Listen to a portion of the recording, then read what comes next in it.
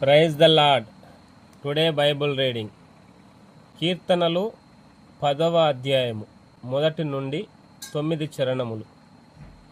యెహోవా, నీవెందుకు దూరముగా నిలుచుచున్నావు?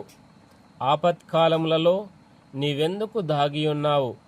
దుష్టుడు గర్వించి దీనుని వడిగా తరుముచున్నాడు. వారు యోచించిన మోసక్రియలలో తామే చిక్కుకొందురుగాక.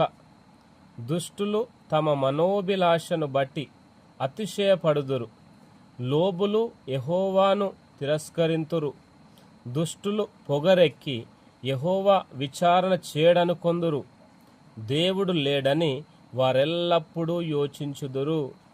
వారెల్లప్పుడూ భయము మానుకొని ప్రవర్తింతురు. నీ న్యాయ విధులు ఉన్నతమైనవై వారి దృష్టికి అందకుండును.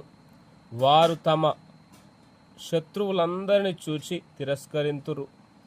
మేము కదల్చబడము, తరతరముల వరకు ఆపద చూడము అని వారు తమ హృదయములలో అనుకొందురు. వారి నోరు శాపముతోనూ కపటముతోనూ వంచనతోనూ నిండియున్నది. వారి నాలుక క్రింద చేటును పాపమును ఉన్నవి. తామున్న పల్లెలయందలి మాటు చోటులలో పొంచియుందురు.